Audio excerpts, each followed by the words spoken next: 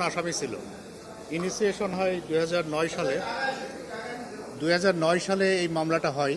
ঘটনা ছিল হচ্ছে 2002 থেকে 2007 পর্যন্ত। এই মামলায় আসামি ছিল হচ্ছে দুইজন, একজন গিয়াসউদ্দিন আল মামুন এবং আরেকজন তারেক রহমান। জজের ট্রায়াল হয়, দুদক মামলা করে। ট্রায়াল কোর্ট এইটা হচ্ছে তারেক রহমানকে বেকসুর খালাস দেয়, আর গিয়াসউদ্দিন আল মামুনকে 7 বছর জেল এবং 40 কোটি টাকা জরিমানা করে। এই মামলাটা ছিল মানি লন্ডারিং। পরবর্তীতে এটা আপিল হয়। আপিল হওয়ার পরে হাইকোর্ট ডিভিশন তারেক রহমানের খালাসের আদেশ বাতিল করে 7 বছর জেল দেয় এবং 20 কোটি টাকা ফাইন। আর গিয়াসউদ্দিন আল মামুনের 7 বছর জেল বহাল রেখে 40 কোটিটা 20 কোটি টাকা করে আনেন। এটা অর্থাৎ 40 কোটি টাকা দুই ভাগ হয়ে গেল।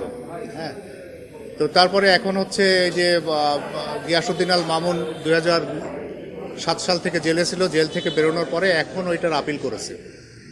এই আপিল হওয়ার পরে এখন অনারেবল অ্যাপিলেট ডিভিশন 3টা অর্ডার দিয়েছে। একটা লিভ গ্র্যান্ট করেছে, একটা হচ্ছে স্টে করেছে judgement and order of conviction and sentence, আর থার্ড হচ্ছে এই যে ডিলেটা ছিল 3049 দিন, এটা কন্ডেম করেছে। এইটাই ছিল। আর হচ্ছে মেনলি 5টা গ্রাউন্ডের উপরে ওনারা লিভ দিয়েছে।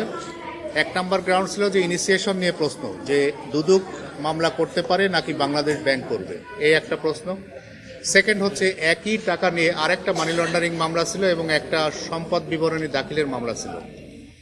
সেই 2টা মামলায় যে ডবল জিও পার্টির মধ্যে আসছে কিনা, এই প্রশ্নে অনারেবল অ্যাপিলেট ডিভিশন আজকে লিভ গ্র্যান্ট